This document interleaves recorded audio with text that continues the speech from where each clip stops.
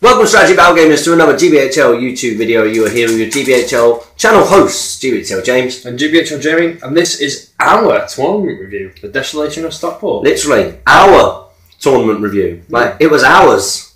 Our own. It belonged to us. How precious. I know. It was. And I've got a little bit of tournament blues, actually. Yeah. I'm a bit sad now that it's gone. Everyone's left and gone back home. Everyone's gone back home.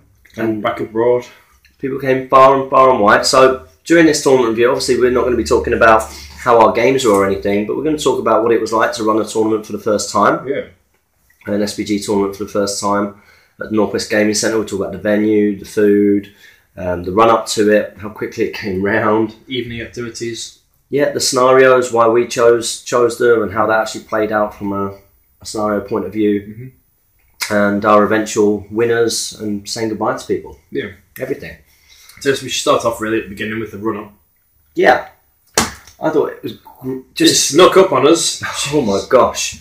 It came around so quick. Yeah. So literally like with two weeks to go. I think it's because the tournaments are getting closer and closer together. I don't know if you noticed. Yeah. We're like sort of every 3 weeks or so, aren't we? Yeah. So I think it was when we were at Shadow and Sorcery we realised, oh my god, ours is the next one. Oh my days. Ours is next, and it's like 3 weeks away. Yeah. And that was the first time it actually dawned on me that it wasn't that far away. And it really did come around quick. I mean, one of the best things about this tournament, I thought, was the sort of run up to it in terms of watching the tickets go down. Especially every day going on Element Games event tickets. You're like, oh, we got another one. Oh, we got another one. Oh, we got another one. Oh, two have gone today, James. James, have you seen? I think, yeah, I've already checked him. Have you seen? And it was also that moment when we realised that we were going to be officially the largest independent UK Great British, SPG tournament ever. And, you know, thank you all so much for supporting. Making that happen. Making that happen. And we learned a lot from it. You know, those early bird tickets went like that. One day. Went in one day. It was brilliant. Then it was a bit of a slow take off for the rest. So early birds are definitely a good way to go. And they got absolutely snapped up. And in the end, officially we had 44 weekend players. Yeah. And we had one guy, Dave, who bought the Sunday ticket, which meant I played on the Sunday. Yeah. I was on the Sunday. So it came around, and the week before, it was more. We had to get the centre set up, didn't we? Yeah. We went in on a Thursday daytime. Was it Thursday daytime? Yeah. It was, yeah.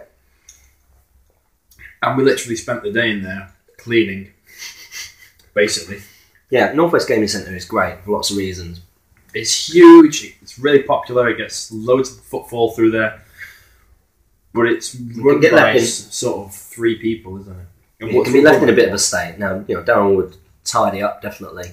But we actually gave the place a clean, right down to hoovering the tables. Yeah. Hoovering battle mats. Yeah, that was fun. And also making my vision a reality. Yeah. Which turned out to be quite popular. So very popular. So this is the board.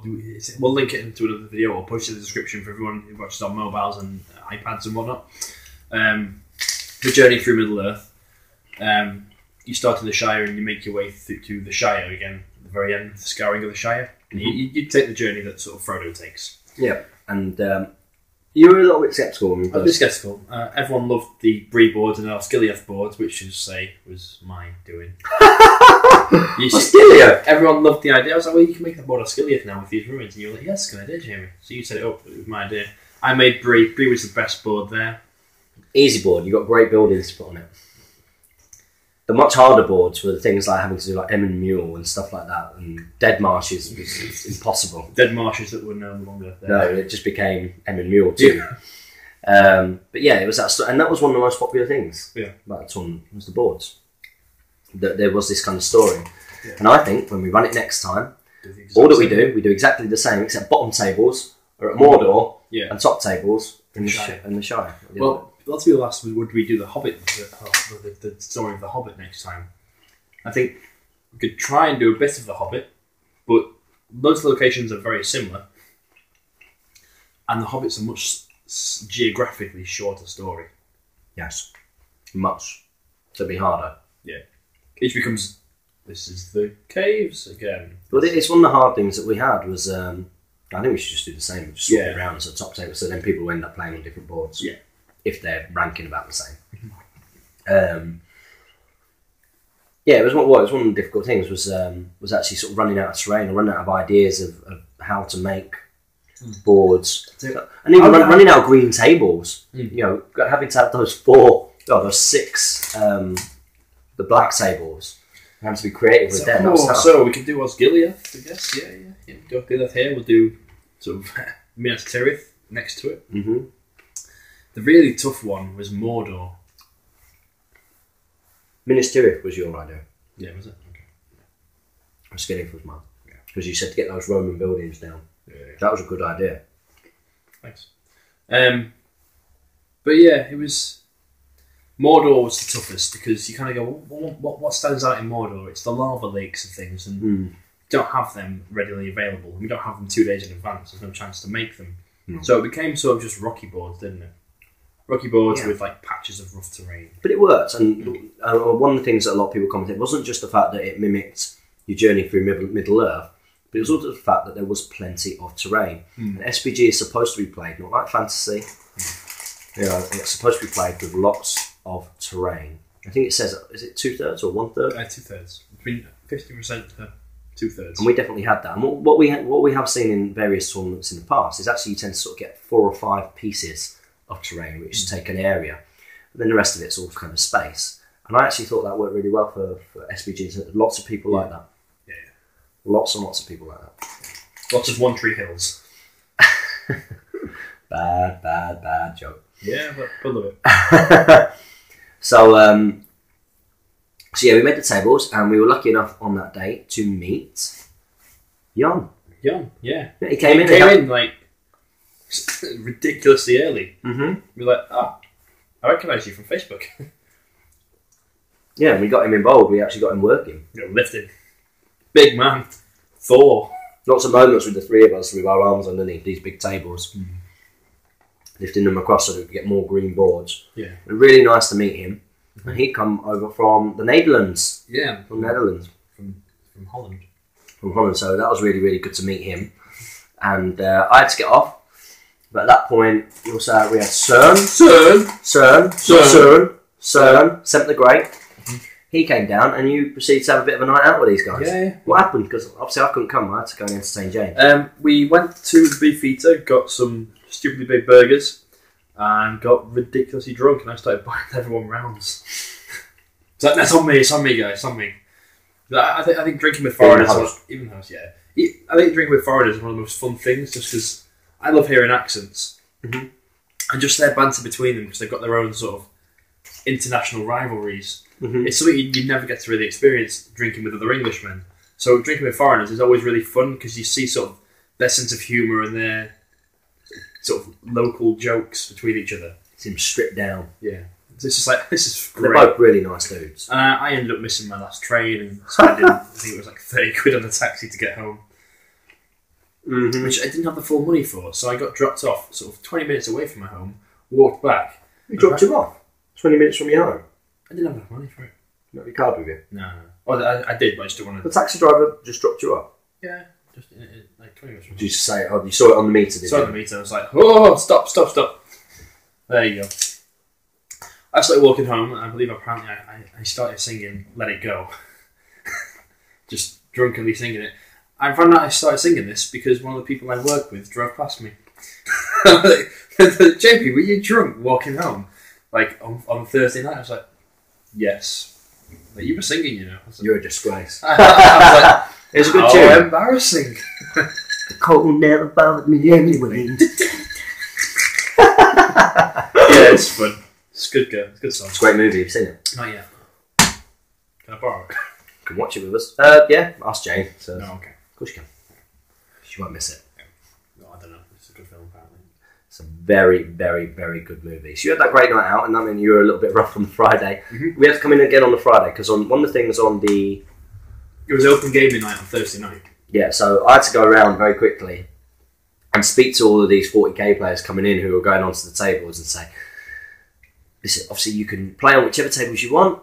However, we have set all of this up, and you're more than welcome to play on the boards. But if you could really just avoid moving terrain, and that worked with all but one sort of group who got on one of our tables early. So I had to go and print off. This is Hobbiton. Please do not move the terrain. With thanks. With thanks. This is Oscilia. Do not move the terrain. Which actually was quite cool. Yeah, it was cool. Because then when everyone got to a board, they knew what they were playing on. Yeah, don't leave it to the imagination. We did a good effort. It was a good effort. Yeah. So on Friday it was kind of much the same, just making sure the boards were finalised. Yeah. And lots of people turning up. Yeah, we had like 6 or 7 or even 8. There's more than that. There were more. And this was an opportunity for some of the first stages to get some battle reports in with us. So I don't think we should give results, but who did you get to play on that first day? Well, on the first day I played Niles. The mat has gone up already.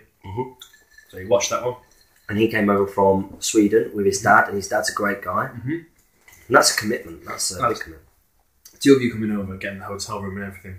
Thank you very much to his dad for letting him do that journey and come over. Because when we first met him, I felt as if he was a little bit sceptical, as a father would be, about his son wanting to travel across the world to go play with toy soldiers with grown men, basically.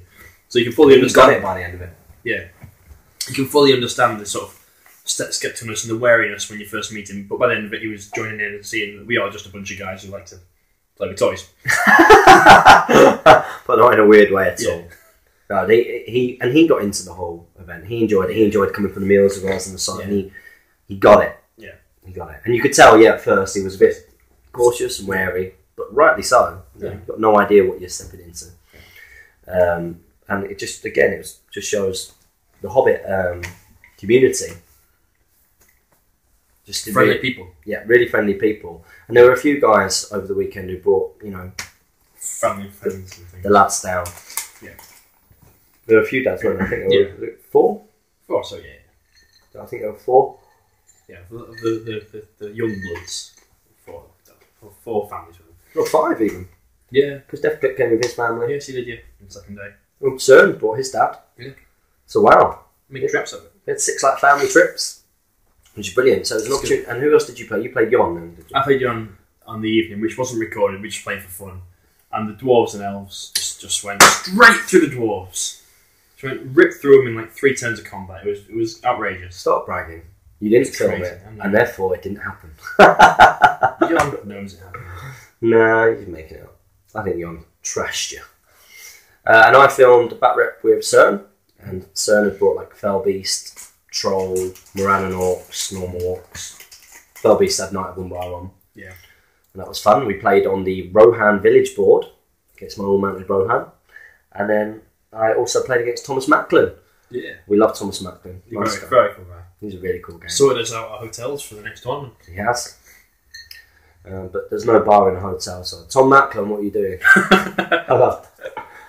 Don't apologise for helping us all out, man. Sorry, guys. You have to go for these different rooms. It's disgraceful. How dare you go and book hotels off your own back? I know. How dare you, Tom? Disgraceful behaviour. Really great guy. I got to play against his dwarves. He's pure Durin's folk list. And again, got a painting nomination for it. A painting nomination from Shadow of the Flame. So that was well done, you. And we played Lords of Battle, and again, that battle report will come up soon, so you get to see how that all-mounted Rohan fared. Yeah. And then with that, we all went and got something to eat. We did, yes. And we went for some drinks. Yep, and for the Beefeater. Went over to the Beefeater. Yeah. My first experience. Yeah. Well, your second. My second. That was during the day, wasn't it? We all went with Darren. Yes, that's right, yeah. Oh, yes, it was more like a late lunch. It was a late lunch, really, more than anything. Yeah, so we had the food there, and it was all right. Nothing special, nothing stand out. Yeah. We got a sore spot. What's the matter? The service was a bit poor, but the company was great. Yeah. And there was a good few of us. There's a picture on the Facebook group of all of us together, which was great. And then, we headed back to the Northwest Gaming Centre, didn't we, for a while, before coming back out and getting drinks. We had some drinks over in the Northwest Gaming Centre, didn't we? I can't remember. Yeah, we did, yeah. We had some drinks over in the Northwest Gaming Centre. Into one big gaming hall drinking experience for me. And then we heard that, Kev and people, more and more people were turning up all the time. And then it was literally, we hosted the night out, so we went over to the Beefeater for drinks, didn't we? Yes, it was just drinks though, wasn't it? It was just drinks. because it was quite busy for the Friday night because were there football on? No, that was Saturday night. But yeah, we got a table and we just drank for a bit, and then I was like, "Oh, Ed's here with me, and we need to get off now because I need to be up early and Ed's had a long drive." So. I carried on drinking with them all for quite a long time. Yeah, you got much to James' displeasure. Yeah, and then walked back with your bag of stuff and left I abandoned my van there, which was a good decision. Yeah. But yeah, it was a great night with some great people, and that was one of the main things about this tournament. I mean, very easy for us to get into small details about this, but really what we want to communicate is we had some great nights out, some great days with some amazing people from all across the country and all across the world who all came together to play Hobbit. Nearly 50 people. The buzz was just amazing. Yeah. And there was a few sore heads on the Saturday morning. Yep. So. Yeah, got down there nice and early. Mm-hmm. And so it began. So we decided from the off that I would be just sat at the computer, making sure everything ran on time and doing the hardest work. And then Jay would be front of house, making sure everyone had the drinks they wanted and having a good time, chatting to people who didn't know anyone. Basically, James would go and be a friend to. Yeah, essentially. And very easy in this community because there's just so many great people, and I like people generally, so it's really good to go and get to know everyone and get chatting, and like you say, just make sure everyone had a cup of tea or a beer in their hand, and the games were going okay, and they didn't have any problems. And I was quite flattered. I asked quite a few rule queries, and I think then immediately got passed on to me. Jamie, is this right? Yeah, cool. Yeah, two I was a bit not sure about. But yeah, so that was a decision from the start. And now we made sure that we could fit in 7 games. Yeah, we probably could have done 8. But I wanted but when I wrote the rules pack, I know what a sort of demand it can be to have people who've travelled a long distance to then travel sort of 3 or 4 hours back on the Sunday evening. Mm-hmm. So I wanted the early finish to give sort of the Scottish guys and the Londoners and even people who were travelling, even Ed to Norwich. It's crazy because in the end most of them hung about for a drink anyway. The tournament finished sort of like, I think it was 5 o'clock after the award ceremony. You started it very early on the Sunday. Yeah. So early that when people were asking me the day before, does the tournament really start at, do we really have to be there for before 9 in the morning? I was like, no. Get over 10 minutes, be fine. I was like, no, it'd be 10 o'clock, just make sure you're there by sort of 9:30, 10. Right, to start 9:30, where's everyone? Oh, Jamie, I told everyone that it was 10. I was like, are you kidding me? Are you actually joking? He was alright about just it. Going out the window. Thanks for reading the rules pack. Yeah, but all that stuff was quite easy to do. It was just like add 15 minutes on. Yeah. So on the first, we also made a decision early on that we were going to play through a lot of the new scenarios. Yeah, especially on the first day, get it out of the way. So we did the Desolation of Smaug. You can't do it. I can't do it. Desolation of Smaug scenarios, and because thanks. Sorry. Thanks for that. That's it. I didn't know. I can't bother to find it. What was that, like 18 minutes 30? Can we write that down? I've not done that for ages. Oh, now that you have to do all the editing because the Mac software's gone. That's right, payback time.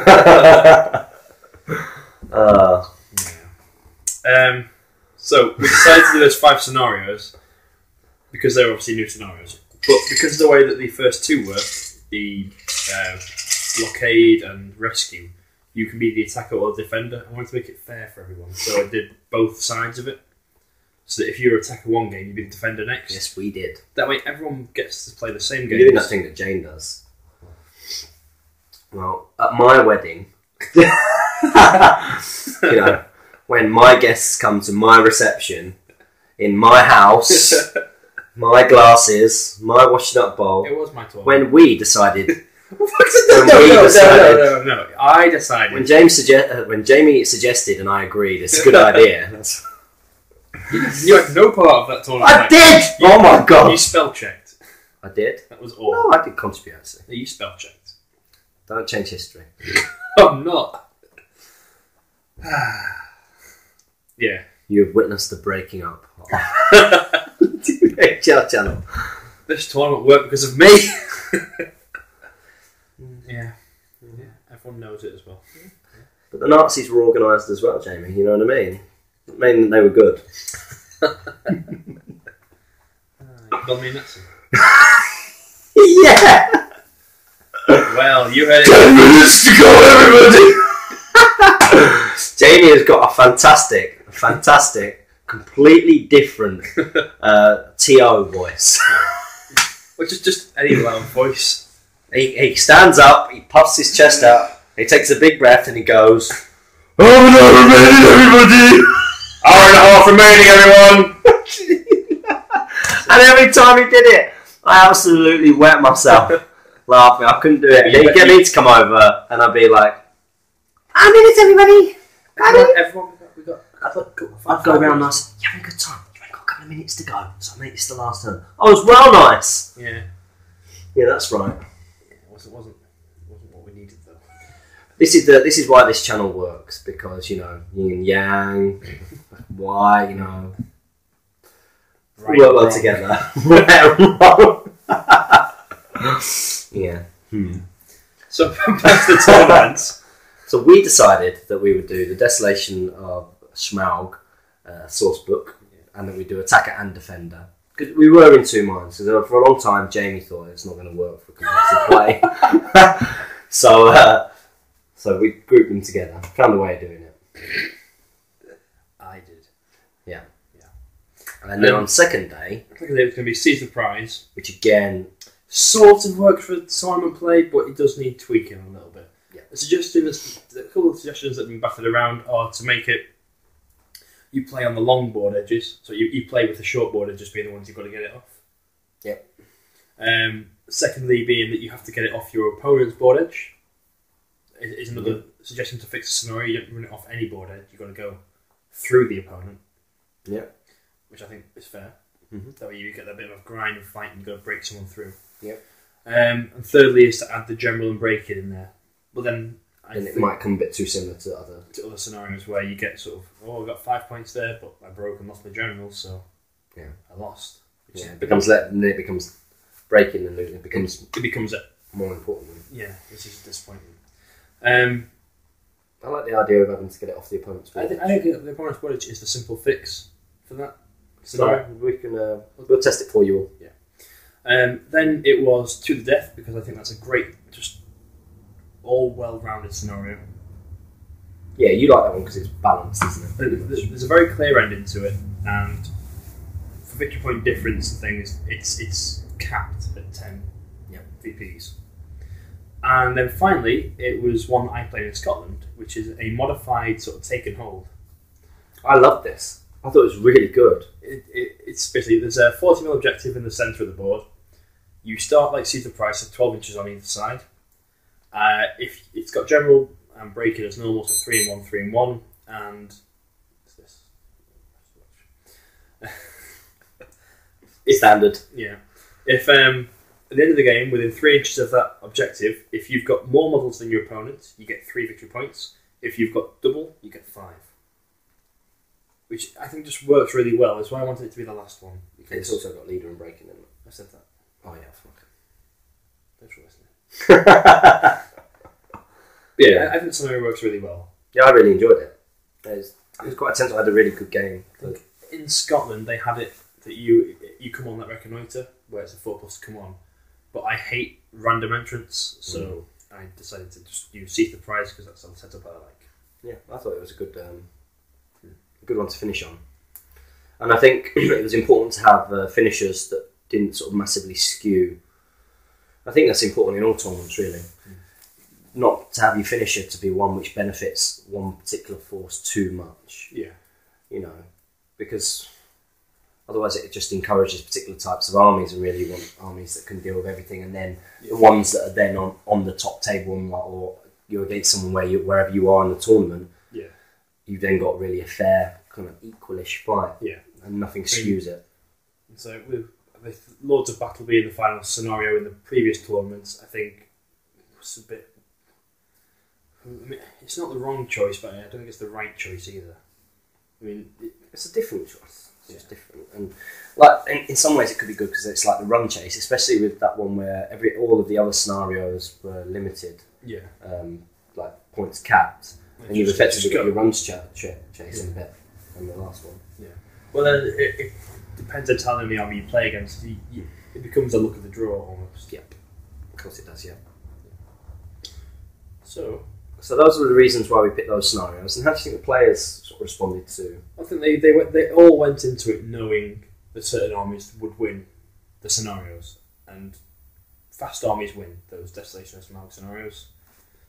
So certain people did take the very fast forces, like fell beasts and eagles. If that's not evidence that I had a big part in this scenario thing, that cavalry armies do well in this, you know it's right first stages.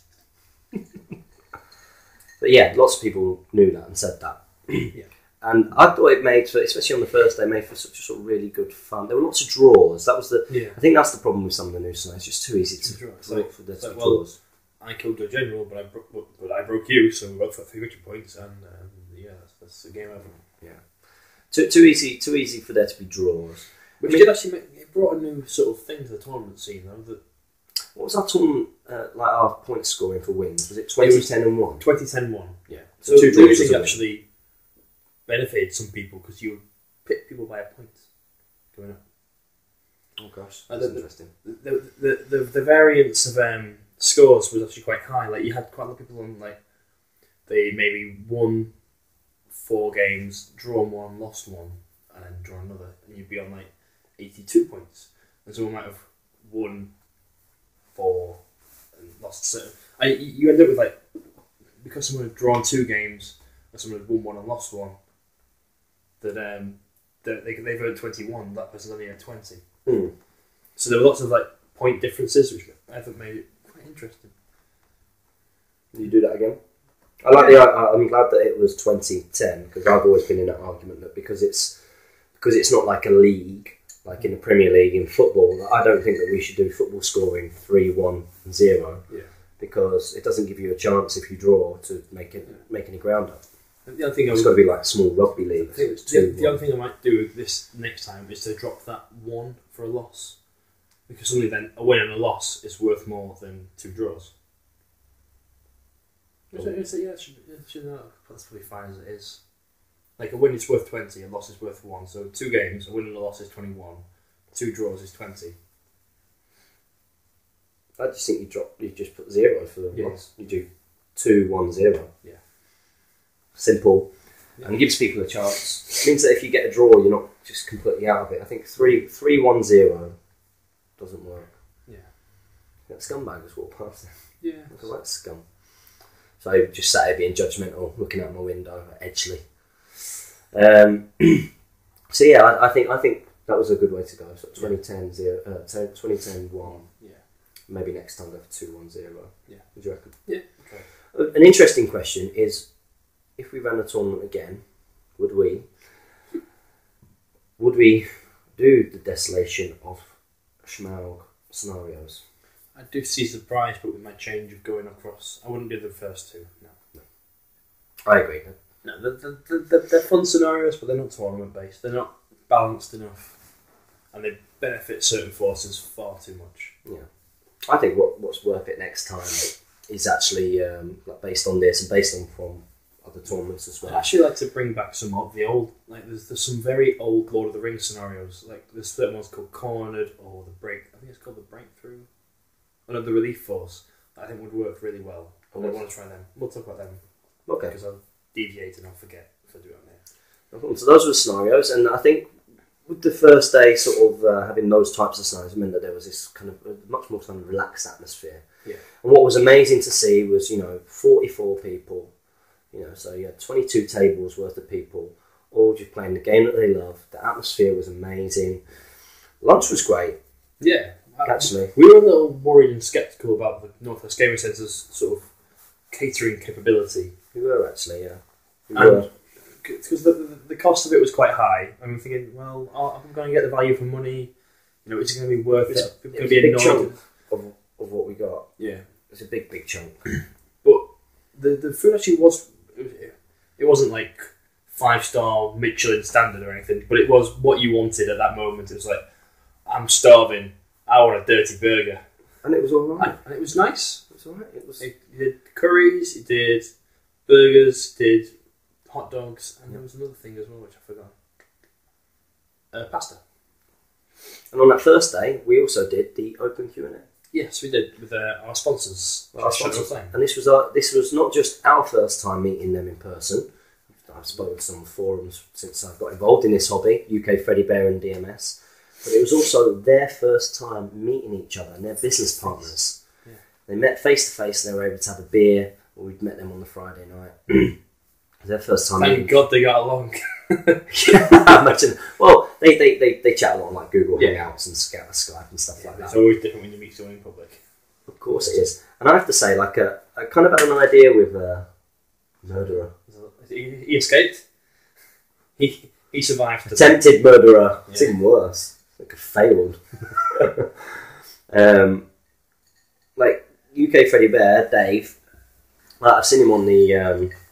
I've seen him on Facebook and stuff. You know what I mean. So it gives you a bit. Murderer. Murderer. Got him. What if we've got Buddhists watching, man? Come on. Be sensitive to us. He's still alive. He's still twitching. Put him out of his misery. No, I'm leaving him. You are a horrible, cruel man. Look at that. I am. God. Just death and. Whoa. So I had a bit of an idea. With Kev, I had absolutely no idea what he would be like in person. No. Were they like how you expected? It's so hard on the internet. You can't really make it. No, because see, I think Damien and I have spoken about this in the past. So you get this image of someone in your head, and you get this voice that they speak with, and then when you meet them, you instantly forget that other one. Yeah, of course you do. That just replaces it, and so I did think they'd be different, but now I can't even think what I thought they were like. Yeah, but even I knew he was up in Middlesbrough. You know, I imagined Kev to be a lot older. Yeah, but he's nice. He's nice. Really nice guy. Yeah, really nice guy, and incredibly talented. And learned so much from him, sort of painting tips. And then we gave. Was amazing. Yeah, it was just this. If it wasn't so utterly amazing a spectacle to see in front of your eyes, it would be disheartening. Yeah. When you're looking at this miniature just unfold in front of you. It was one of the. I thought it was one of the best things. Yeah, just seeing this literally beautiful model get painted. And again, a very unique thing about our tournament. And having these guys as our tournament sponsors is that's going to be a regular feature. These guys want to be. They had such a good time. Yeah. They didn't know what to expect. They were nervous. They next time they need to properly push their treatment. Everyone was like, "I really want that one. I really want that one. Yeah, I want to buy it. I want to buy it." But no one had like the guts to go up and ask to buy it. Yeah, guys, if you want a treatment, and yeah, they were great guys, meeting each other for the first time. They got involved in this live Q&A, which again is something going to be unique to our tournaments. Yeah. And everyone got into the spirit of that. Yeah. It took a little bit to get going. But this is what I'm good at.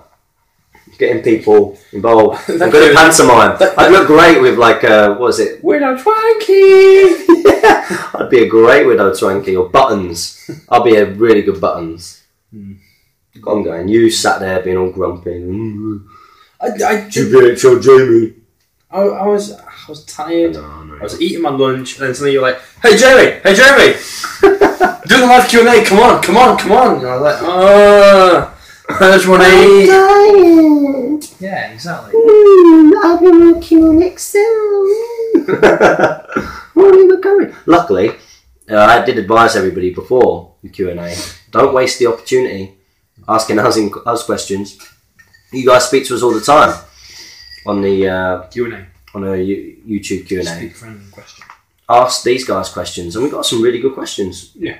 And it was good fun. Especially from all the guys who are more interested in improving their own painting and things. Mm-hmm. And how to mould things and how to sculpt. It's a big question. I thought it was a great success. Really good. And I really enjoyed watching it back as well. Yeah. Really, really good success. It was nice just having everybody in that room asking questions. Had a nice little, just had a great feel, great buzz. It was weird seeing the audience there. It was like, oh, wow, lots of people. It was cool, wasn't it? Were you a bit nervous? Yeah, it was weird. It's not like when you're talking to yourself on camera.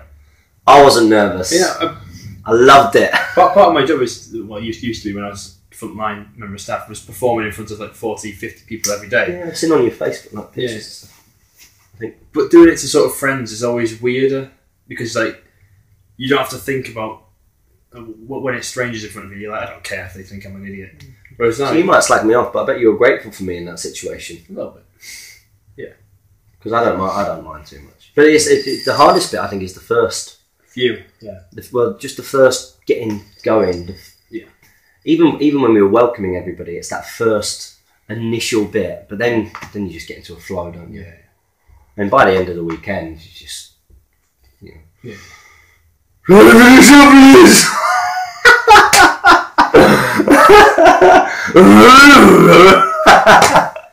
I can't get over it. It was awesome. It was awesome.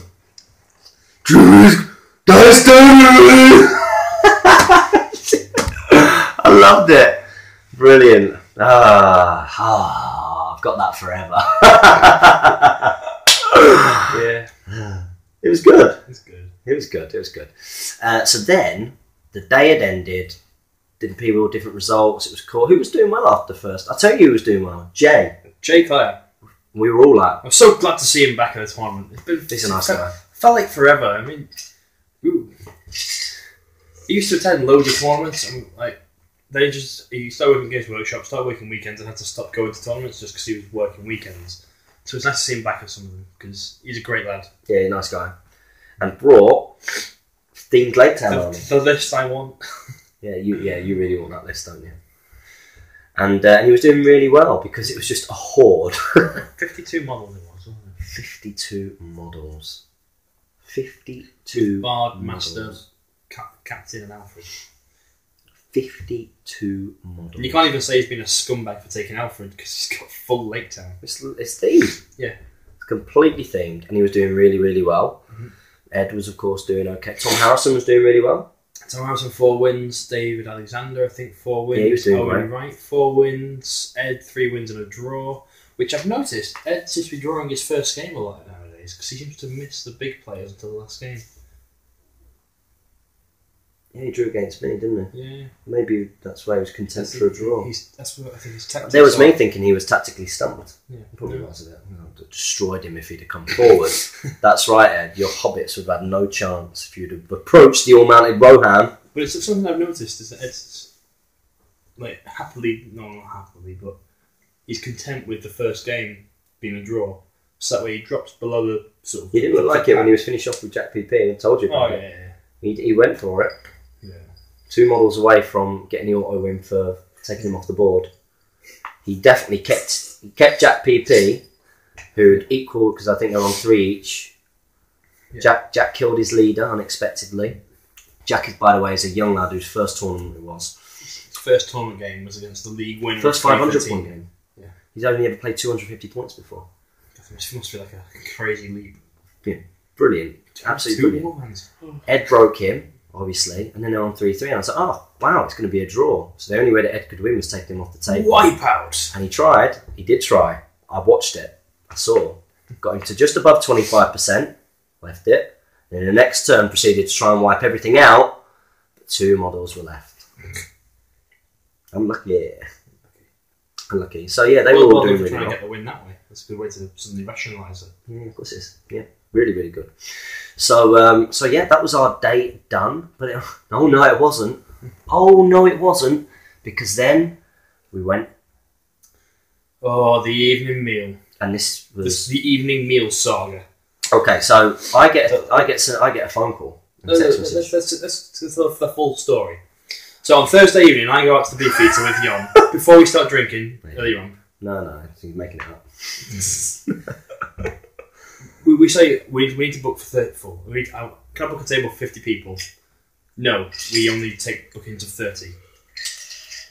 The Greek says back to me.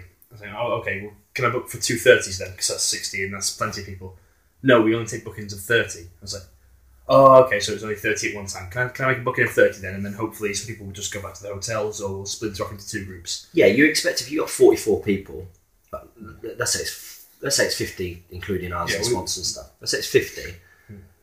you don't expect everybody to come out. Yeah. But they did. They're awesome people.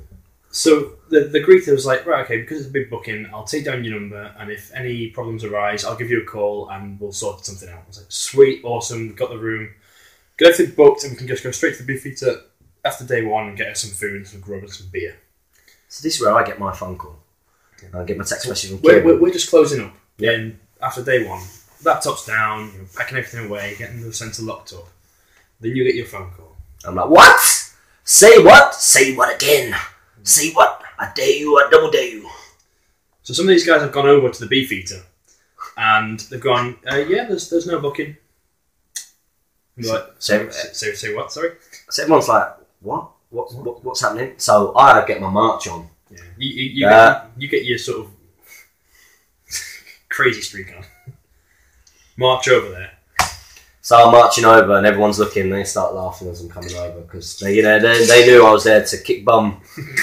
And I walk, Beefeater door open, waitresses being thrown out the way, and march upstairs. And this lady, she's like, we don't even take bookings for over 30 until after 8 o'clock. I was like, we booked it. Jamie came in on a Thursday, booked it. Now bear in mind that we've got like nearly 50 people down there. For any business, 50 people buying meals and drinks is not to be sniffed at. You know, because most people there are going to have starter, main, possibly desserts, and at least 4 beers. You're not small guys. No, we're not. None of us are. There's a couple. There's a couple of small guys, but on the whole, you can see from these guys like starter, main, starter, main, starter, main. They're going to Heart attack burger. Yeah. Plus drinking a lot because you got a huge group here. So we eventually get after she's like, yeah, okay, we can sort out the extra room in the back. Well, Darren came in because I had a word with him, and he usually recommends people. So he gets about 100 people every weekend on a Saturday and a Sunday, and he would normally recommend that they go over there. Yeah. So that's like 100 orders and checks of people drinking and stuff who are going to that place for food, and then just basically saying, well, no, we've not taken it down. We checked, didn't we? Got to look through the past, through their sort of bookings for the future and through their previous sort of timesheets. You were cool as cucumber. I know why now. Anyway, I work in hospitality as well, and I sort of have a good knowledge of how things work. And I was like, the sheets they've got out that they write things down on a hole punched, so they're obviously going to go into a file somewhere because that's what you have to do to prove your records. Mm-hmm. So I asked, well, can you check the file, make sure it's not been penciled in or he's not put it in like a sticky note at the back or something, because that's what some people do. Mm-hmm. We checked the file and apparently nothing had been written down. So I was like, well, he's made the booking. He was quite a tall lad, fresh-faced, short black hair. The DM, the duty manager says, oh, I think it's this guy. He's gone on holiday to Paris. I was like, oh, how convenient for you that he's in Paris. Very convenient. And it's not just that either. It's the fact that, like, let's say, if that happens, what you expect is someone goes, oh my gosh, I'm really, really sorry. It's not here anymore. I don't know what's happened.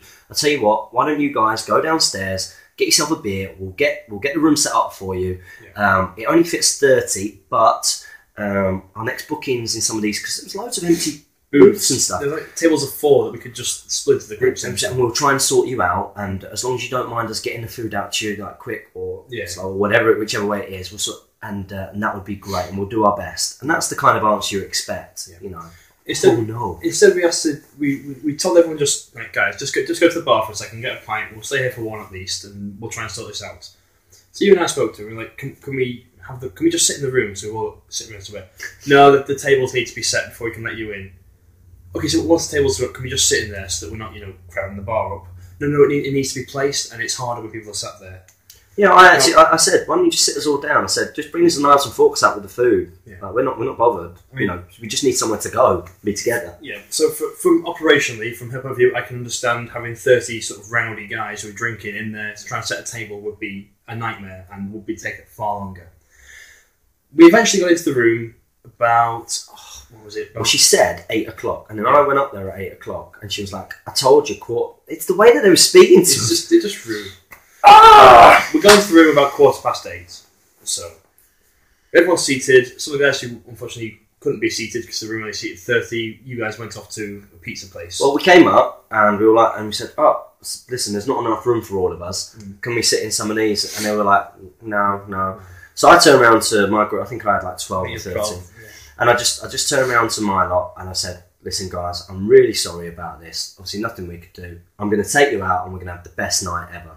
You know, I said, "You're with the cool club. You're lucky. You're lucky. You ended up with me." We went down. We found a pizza place, didn't we? Finished a bit. Well, we literally, what I said, we're going to go on. We'll walk down, and when we find a nice pub or something, we literally stopped at the first place we went into. Nice little Italian. Obviously, just a local business owner. Went in there, and it was full. Like, it was absolutely full. There was like a hen party there and stuff.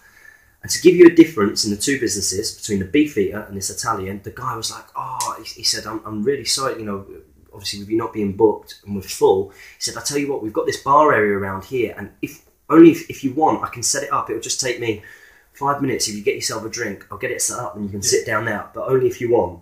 We were like, yeah, food. And that is how a business should run. So whilst you were getting your stuff sorted back at the Beefeater with me and 29 other guys, we sat on this table, you know, we've got our beers, just finishing off. Timid little waitress comes in. I feel quite sorry for having to walk to me because the tables are in sort of a U shape, and we've got people down the rows here and down here. And I'm sat at the head of the table because we were going to have me and you and then because you're Jamie Giblin. Yeah, damn right. And she comes in the middle of this crowd of people. Yeah. She's saying, "Hi, just to let you know, the food's probably going to be about, it's 8:30 now. About an hour and a half until the food can get brought out to you. Is that okay? Are you happy with that?" I was like, 10 o'clock. We're not going to get our food served till 10 o'clock. Sorry, I'm not angry at you, madam. You're just the waitress. Can I speak to your manager? So then I went out the room and spoke to the manager so that she wouldn't have to do the same thing, because I've been in that position where you are surrounded by people and it is horrible. You should never put someone in that position. So I spoke to the manager, and bearing in mind that we've got sort of kids there with families and people who travelled from, you know, across everywhere, the country, Sweden, Greece, and I said to her, like, look, what I want out of this, because we're not being served till 10 o'clock, is sort of 2-3 rounds of drinks and at least 10% off the menu. Is that possible? Because we're probably going to put sort of, you know, at least £1,000 in your till tonight. And she was like, "No, can't do that, I'm afraid." I was like, "Well, you can't do anything." She's like, "Not really. We don't even normally take bookings this large. You're lucky to have a seat in." I was like, I have the same job as you. You can't say that to a guest. You just can't. I was like, "So there's nothing you can do at all?" Like, sort of in astounded disbelief. She's like, "Well, we could probably do 5% off the menu." And I was like, what a disgrace. I was like, "Are you joking? 5%? Like, that is rubbish. That is appalling service." So, you know, 1, your member of staff has lost the booking. 2, half our groups had to go away because you won't see them. 3, the food's going to be not served till 10 o'clock, and considering we've got young guests with us, you know, that's not acceptable. And all you're offering me is 5%. Yeah, that's the best I can do, I'm afraid. I was like, "No, it's not. Yeah, right. No, it's not. You could easily give free drinks to us all for 2 rounds. Doesn't even sort of dent the markup you're making on the beer that we're buying anyway, and the food. And it's just bad service. And it's I'm not editing that out. You've got to. We've got kids watching. It's stupid. It's really stupid. But, I mean, we're getting this off our chest. This is our first real time after the tournament to be able to get this off of our chest. It's a disgrace. I have to say, there was a very smug moment where I'm sat there eating my pizza. So I go back into the room and say, "Everyone, right, guys, the best that the manager's offering us is 5% off. Should we just leave?" Everyone was like, "Oh, 5%, we should be getting at least 25% off, 20%, 20%. Just numbers being shouted out to me. I was like, "Oh yeah, let's just leave and walk out." So we'll stand up, walk out. We go, "Right, let's just go down the road." Serious pizza place. Look out! That's a whole load of people. And of course, you know, there was that little bit of sort of smugness. Cheers. As I told you were with the right person. You know, told you were with the right person. So we had a couple managed to come in and join us, but then you went down to an Indian. We went down to an Indian, and we walked in and we were like, "Hi, there's about sort of 25 of us." because a couple of guys went off down into Stockport to get like fast food. Like, it's about 25 minutes. Are you able to seat us? Like, 1 second, sir. So we'd have some tables and was like, right, sit down here. So we had like this L shape, without joining, but an L shape. It's like, if you all take from the set menu, we'll do 20% off the bill. I was like, perfect. Yeah, we'll do that. We sat down, all 25 of us. As soon as we sat down, poppadoms around the table. So we're just like, yes, food. And then because everyone was starving. That was another thing. You could tell everyone was starving because remember we were in there at what, just past 7 o'clock. Yeah, and we'd not eaten since about 2 o'clock. Everybody was really hungry. You got a bunch of really hungry war gamers. Yeah, it's not a good thing to have on your plate, basically. Good thing to have on you. Never. And once the poppadoms were gone, then they brought out this starter that we didn't actually order, but they brought it out because it's part of the set menu. We were like, sweet, more food. And then they come around, took the order, and within sort of 15 minutes, the food was in front of us, and it was just brilliant. And we spent the night just chatting and drinking. Yeah. And this night, I mean, especially with sort of my group, I know that some of your lot came and ended up joining up with us. Yeah. Culminated in this fabulous pub. I mean, we actually got invited in to then be given tables around the Hempire, which I have to say, it did involve a bunch of our guys literally just sat there staring at women wearing things that they really shouldn't be wearing, like seafood dresses and, you know, interestingly... Stockport's classiest. It wasn't great. Like, worryingly, I could recognise one of the girls, and it turned out it was the post office girl from... The clerk. Yes, she's actually one of the only people in the world who actually knows that I'm a geek. Like normal people. One of the only normal people, because like, I'll go there and be like, yeah, I need to send this to Belgium. And be like, okay, what's in the package, please? I'm like, collectible toy soldiers. Oh, right. Yeah, I'll sell them and make tons of money. And then we actually did a bit of a pub crawl going back to it. There were a lot of people staying at the Britannia in Stockport, so we walked up and we proceeded to have this great night where we managed to get the last orders in each of the pubs / bars that we got to. So we went to this Puss in Boots, and they had a couple of musicians on, literally just about to ring the bell. We all got a beer, and we ended up having a big sing along with a sing, like obviously with Damien. Everybody loved that. It was great. Like just a big bunch of us just stood there singing at the bar. I mean, where did you get that? Yeah. You know, some of these people we've never met before, but have really formed this great bond. We overcame adversity of the Beefeater, which is the main thing. That's why I think the whole thing was so good, is that we felt, screw you, Beefeater, we're going to meet somewhere else and become friends over it. And we just had a great... We then went up and we were walking up to this next pub along, and literally Chris Young was about to knock on the thing and someone shut the door, and he thought that it was like someone, you know, messing around and that. So he banging on the door, and there was lots of sort of Hobbit references, and I stood in front of it and did melon like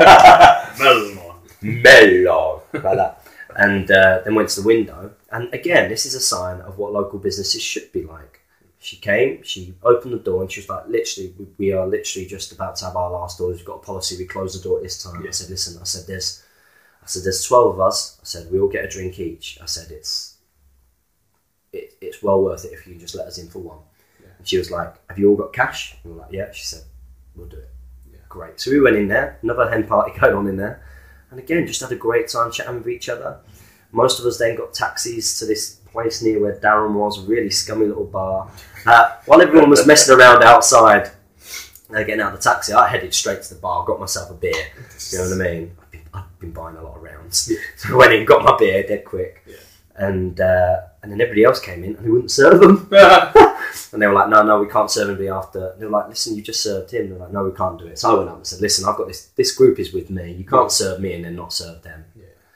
So, And then we were even contemplating going back to North West Gaming Centre. Basically, it was an amazing night. And although we've moaned about the food and everything, it hasn't ended up being a problem. No.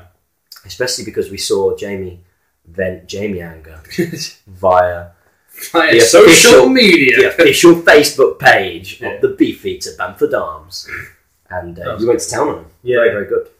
I sort of remember that everything that we get complaints for, I was like, I know how to complain. And I know what you need to say and what information needs to be given. So I just recorded it all in my head, and then as soon as you sat down for the meal, I was like, I'll speak to you all in 10 minutes.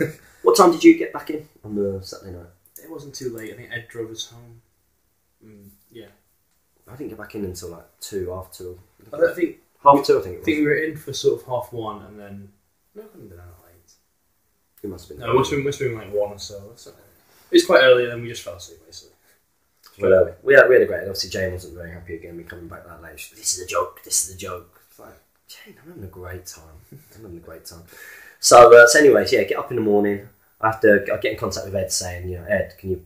Well, I didn't realise you were there because I didn't realise it started so early.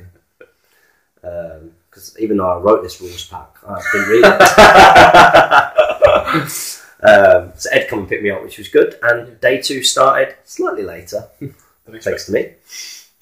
So everybody can thank me for that. Got bacon butty in the morning. Quite a lot of people got bacon butties in the morning. Hangover butties, and then we started day 2. Yeah, we've talked about the scenarios for day 2. Yeah, talk about the scenarios. So that was all good. Then we had the painting competition. We did. So the day before, we'd asked. This was Tom Harrison's idea, wasn't it? Yes, yeah. So Tom said, "How are we going to do the painting?" I'm going to refill your coat. Okay. Tom said, "How are you going to do the painting? Because the sort of viewing sort of 44 armies is going to be pretty tough. Why don't you get Shadow and Flame to do it?" And I was like, "Brilliant idea, Tom. Thank you. Not only have you made our logo, you've just solved the problem." So we asked Shadow and Flame to pick 10 best painted armies. One of them I asked them to pick as their sort of overall winner, and then sort of 9 nominees. Various forces. Unfortunately, one of which was a pre-painted army, the one that had been bought offline. So quite honestly, they said, unfortunately, I bought this offline. I can't have it in the competition. It wouldn't be fair. And those sort of 9 that were picked by Shadow and Flame, we used, and on day 2, set them out and asked everyone to vote on them. And there were some beautiful armies. I've got a video based on that. They should be hopefully linked in the description as well when that's up, so you can check them out. And the winner was Jan Leuchtenberg with his amazing dwarves and some amazing conversions. And I'll wait till James comes back because he will probably have something to say about it. And as if by magic, James is here to talk about Jan's army. Absolutely beautiful. It's absolutely stunning. And I really like the way that he... But what was interesting when these guys have been selected and when they put... This is what I think this was another good level to it. People getting picked by Shadow and Flame was an honour in itself. Yeah. Everybody who got picked was so chuffed. Really? They'll take my army.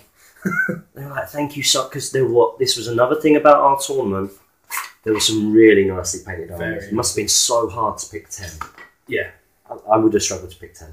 Yeah, I could definitely pick the worst painted army there, which was Charles. You are a disgrace.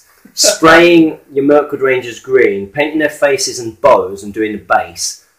How that can count, I've got no idea. I'm so glad that you did really poorly. I really am. You deserve it, man.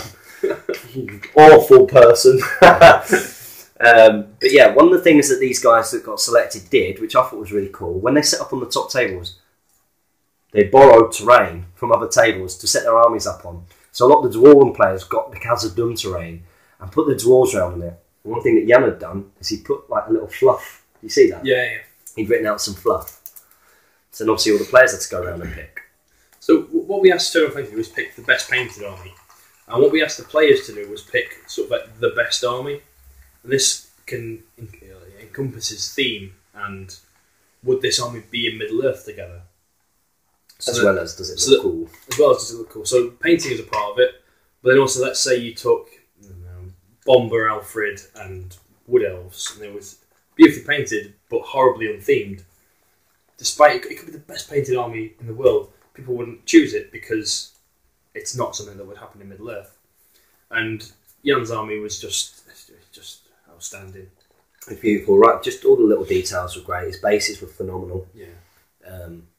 He literally, I think, got like model railway houses and like ripped the bits off and then obviously dry brushed them and used them as his base. Yeah. It just looked like they were in dwarven halls or something. Yeah. And he had just nice little details, like he made sure that colour schemes matched in some way. So he had like orange as part of the cloth.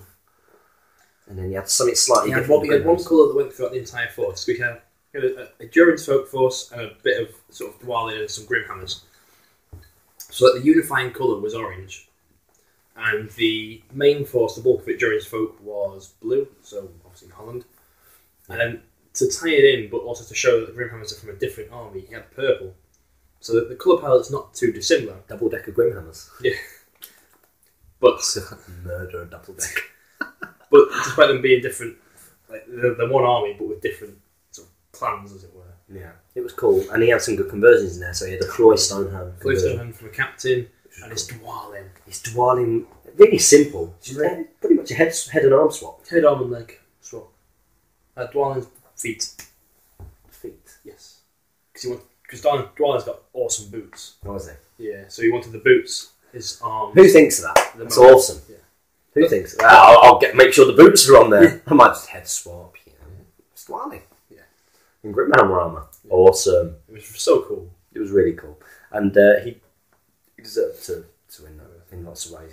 He would have got. If I could have voted, he'd have got my and vote. one of the good things about this, you'd have voted for Jan. I would probably, in terms of best painted, would have voted for George Perkins. Yeah. And George Perkins obviously won the Shadow and Flame best painted. Shadow and Flame best painted. So I think those two guys deserve a round of applause as well. And everybody else as well, apart from Charles. Go die. Wow! I'm only joking. That is hard! I meant from a wargaming sense. Yeah. Don't you dare come above me in this year's league. It's not his current form, right? No, it's because he's a rubbish player. Yeah, he can't win without a good list. Yeah, can't win without a good list. Yeah. Prove it to us. Take all mounted Rohan, see how far you get. And I challenge Ed Ball to do the same. And that's about it. Well, I guess we did the... We did the Lucky Dip. Oh, yeah. We did the Lucky Dip, which ended up... And we did that at lunchtime, didn't we? Yes, we did. We did that at lunchtime. That ended up being so fun. Yeah. It had like... So I had no idea I had so many Metal or Bowman in that list. Like, everyone got a model, but some of them got boxes of warriors, some of them got, good Legolas Greenleaf, especially this from Radagast, captains, banner bearers. The really bad ones were like Numenorians without shield, they were plastics. I was like, great, thanks. Yeah, models that basically you'll never really be able to sell. Yeah. But are there and you're never going to do anything with. Yeah. But at the same time, hats off to Jamie for donating those models. Because he's still donating them. There must have been like 16, 18 Mordor Orc Bowmen. And it became this little bit of a running thing. It was like, I really want a box of warriors. I don't want a Mordor Orc Bowman. Well, because of the stretch goal targets, there were a couple of great prizes in there. Yeah. So there was a box of Palace Guard, and there was a box of Warriors of Dale. Mm-hmm. And it kind of had like what's it called? Deal or no deal kind of feel to it. Where like, people would come up and everyone was like, whoa. Orc Bowman. Damn it! No, but that was good thing for everyone else. For everybody else, like, yay! The penny's gone, which means the 250 grand is still in there. Yeah. That kind of thing. Yeah. And Jack Pepe won the Dale, did he? No, it was the other young lad. Doesn't matter. Was it? Okay. I can't remember. It was the other young lad. Who won the... Did Kieran Street win one of them? No. Kieran Street? I think he did. Didn't he? Yeah. I think he won the... He won one of the box sets. And then it was one of the... Kieran! You don't know what that refers to yet, do you? No. Wait and see. Don't think so. Huh? I don't think I do. You won't. No. Wait and see. Okay. Obscure reference. Something about placing Gandalf or something. Yeah. Kieran! yeah, you just deploy it whenever you want. Come on, if you haven't even done that. Anyway. And yeah, another young lad who actually did really, really well. Yeah. What's his name? It'll come back to me. Obviously a lot of guys there. But that was really nice. He came out and won that. So that was really good. That got some atmosphere going. And then we came to the presentation at the end. At the very end, yes. And we had a lot of thank yous to make, and we're going to repeat some of these thank yous now. We'd like to say a big thank you to Shadow and Flame for coming down, getting involved in the tournament. Showing us off your models and... Your skills. You guys got skills. That's Elder and Elra here. Incredible. I know. Pretty much every bat rep that I do from now for a little while, they're not going to be sort of competitive lists I'm going to do for the channel.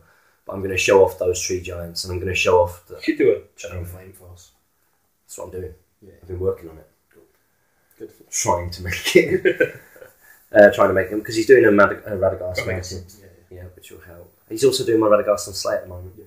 I'm not going to send him my Bayon, just everything. I'm not doing any painting anymore, ever.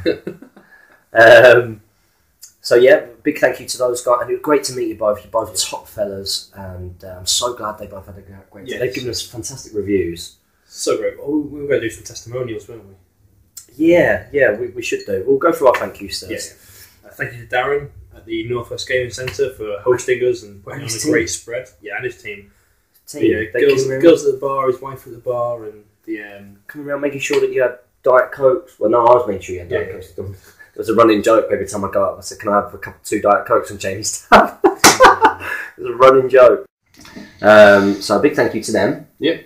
We also like to thank Element Games for the price support, and just being so supportive and getting stuck in and helping us, basically. Yeah, helping us. The price support was the big thing, and also allowing us to use the online shop. Yeah, was a big thing. Massive thank you to Damien O'Byrne, our roving reporter. Yeah, a roving guest reporter, for helping us do the tournament player interviews, and he's done such a good job that he will be forced to do them for the rest of his days. Yeah, so we generally find that we don't get enough time to do them. There's no time just to sit down and get it done, whereas having that third person just makes it a little bit easier. Yeah. Very much so. So a big thank you to him. A massive thank you to all of the guys who came from abroad. Yes. Thank you for making that epic journey. That in itself raised the atmosphere massively. Just like, I remember I was having a conversation with Jon, Damien and myself. He's like, "So how far have you come?" Jon was like, probably the flight was an hour and 20, the drive to the airport was about 1 hour, and then probably like an hour to get to Stockport on the bus. So about 3 hours 30, I think. It was like, I traveled further than you. It took me 4 hours. Why don't I get there and back again and walk? So, because you've driven in a straight line, that's why. Well, Jon flew in a curved line. We had guys from Sweden, we had Deathclip from Greece, which is amazing. Between Nils and Deathclip for the furthest. We also had Søren from Norway. Sorry, Søren. From Norway. From Denmark. That'll be a running joke. Yeah. I think he gave us a nice gift as well. Thank you so much. Have you got it? Got it at home, yes. Yeah. I've not had a chance to listen to it yet, so apologies, but I will do. Yeah, hurry up and listen to it so I can. Because I want to get it in the van, turn up to class. It's Søren! Søren! Norway! Nanavumba! That's right. I've got no idea what it's going to be like. No, me either. But really nice gift, thank you so much. A really personal gift. Yes, yeah. Really nice. So thanks for that. Thanks to everybody else for coming and making it such a great event. Thanks to Jamie for being Mr. Spreadsheet. Thanks to me for doing everything else. Thanks to the Italian place, the Indian place, the bars that opened for us in the evening. Thank you, Stockport. No thank you, Beefeater. You will never get our business ever, ever, ever again. Do one. We don't want you. So we should do a couple of testimonials, because we've had quite a few sort of nice things being said. And I think it's good to share that with everybody. Do you want to hit stop whilst you find it? Sorry? Do you want to hit stop whilst you find it? Where are you going? Oh, it'll take me 2 seconds. Okay. So I'm going on to the One Ring now. You all should be on the One Ring anyway, to be honest. Better I'd be. I'm looking forward to Damien's. Yes. He's still got the last one to do, though. And just so that you know, obviously, because we've not been able to review the games, Damien and Tom Harrison, late at night, did a 2-part. Yeah. They're not as good as us at keeping things short and concise. So they were on for like 2 hours. Short, concise. Is this going on to about 2 hours now? No, this is on about 1 hour. Okay, so we had a couple of guys come over from Ireland, and one of those was Barry O'Neill, and his name on the forums is Zirak Zigil.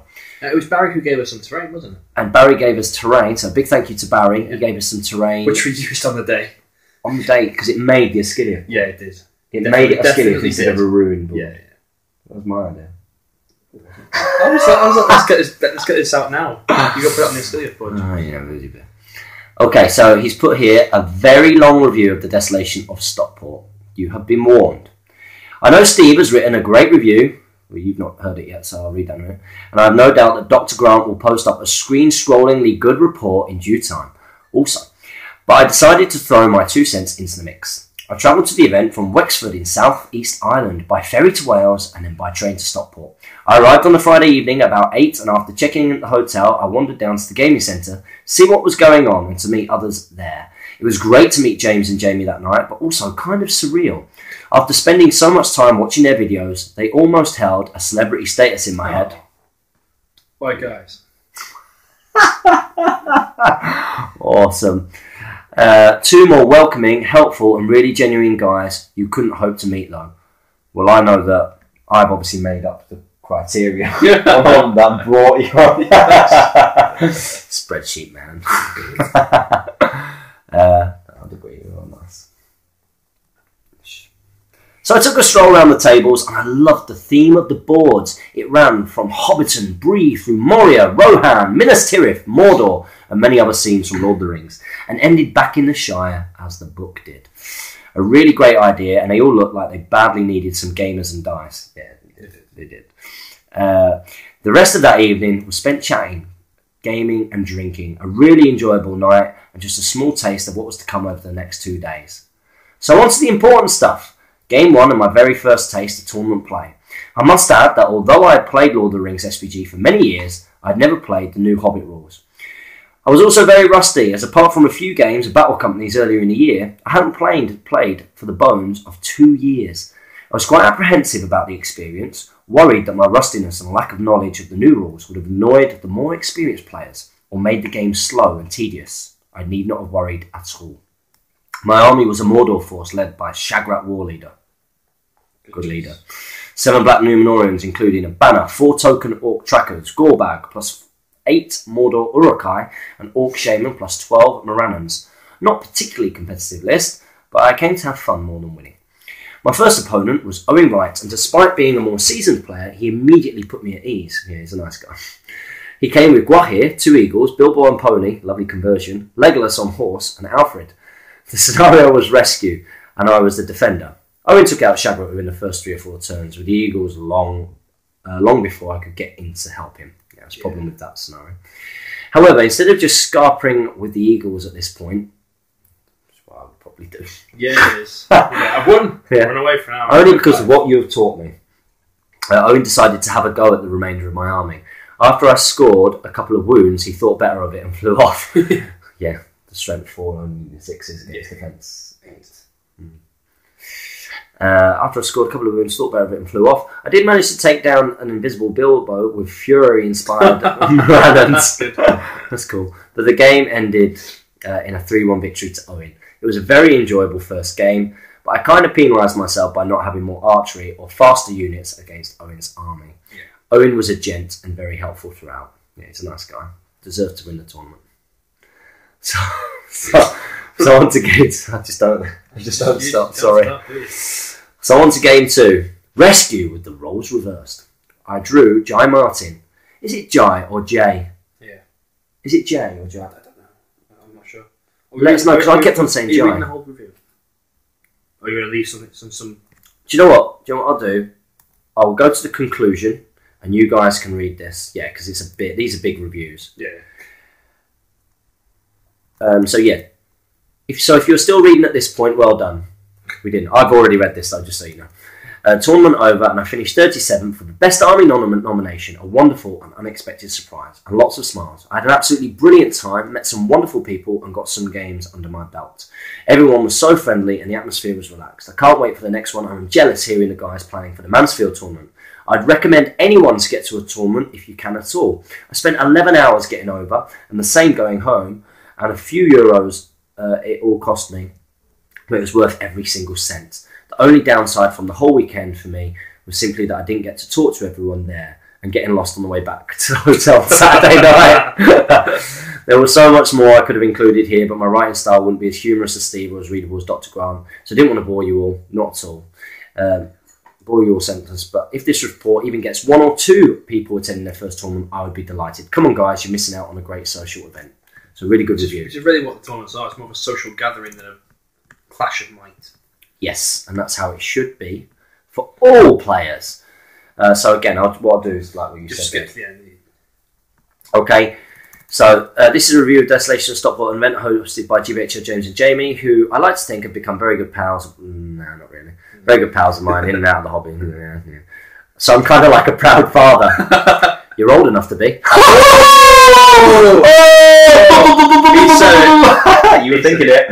You were thinking it. So firstly, a big thank you to you guys. You should be proud. As for myself and many others, it was my first tournament. Yeah, loads of first timers there. Loads of first timers. But after attending, I cannot wait to get a hall pass to the next one. The enthusiasm from everyone involved was so infectious, and everywhere you looked, there were faces filled with utter joy at being involved in their own little testing situations, of which there were many, and despair, in a good way, at losing 50-50 roll-offs at the 10th time. Yeah, understand my pain. That's how I feel when I play you, Steve. The venue, as I'm sure everyone would agree, was perfect for this kind of weekend, with a massive boards and scenery, friendly staff, Element Game store on site, and food, drink served to you at your table mid-game. We couldn't ask for more. From what I can gather from the other gamers there this weekend, we didn't realise how lucky we were to have this on our doorstep. Yeah. It's a huge thing. Even us, to an extent. We're there all the time. We sort of take it for granted. Take it for granted a little bit. Yeah. Because when we're in there, it's usually really cold and dirty. Just us. And just us. But yeah, it was really good to see everyone in there. It made a big difference. So the tournament itself was 7 games spread over 2 days. I was quite apprehensive due to be my first tourney and not being as polished with the rules. But I had no reason to be, as everybody was uber helpful. And some even pointed situations out to help me at a cost to themselves mid-game. Jolly good form. Yeah. So we'll go to the end of his review because then he's talking about all of his games. So I recommend you get on there and read Steve's tournament review, which is massive. It's huge, isn't it? And he did it quickly. Well done, Steve. I didn't even think you could write.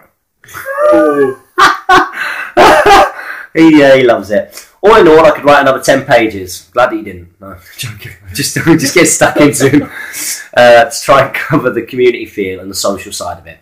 But I'd still be nowhere near explaining exactly as it is. All I can say to anyone in two minds about taking a plunge is, do it! You won't regret it, and you might even like me. You might even like me. Wow! Oh, wow! You might even, like me, realise... Well, you can see how I get that wrong with the missing commas.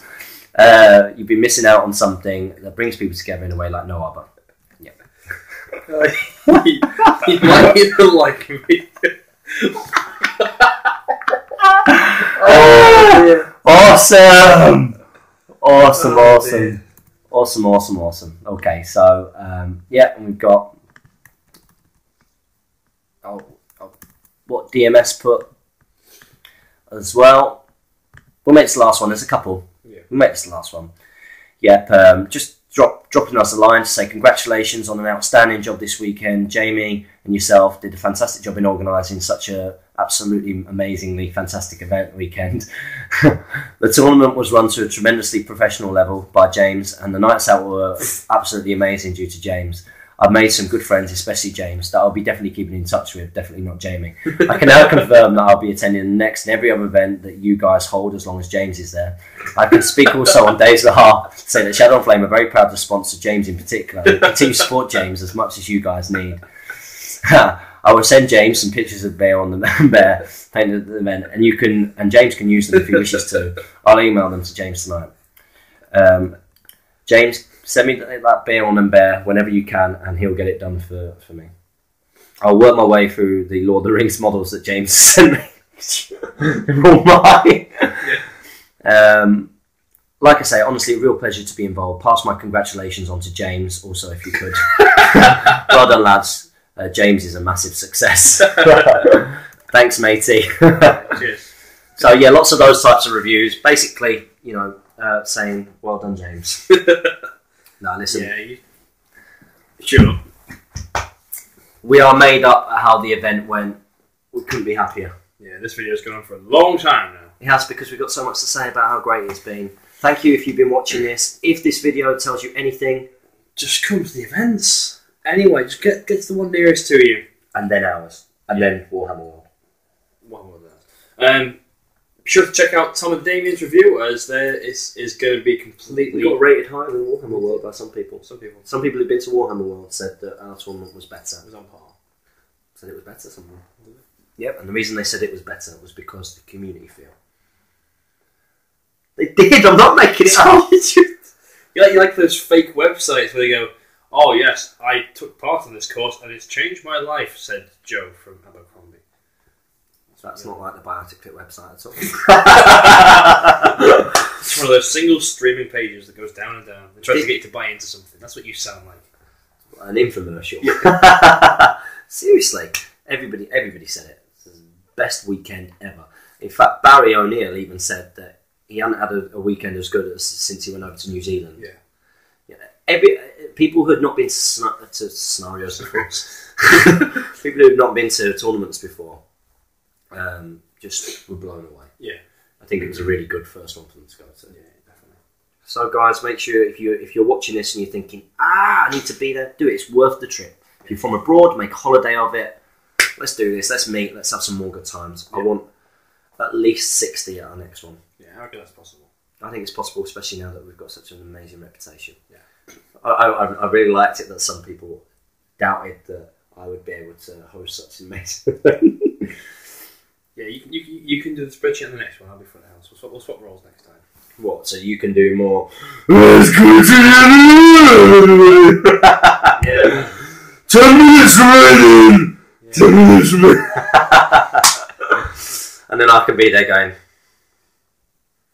numbers.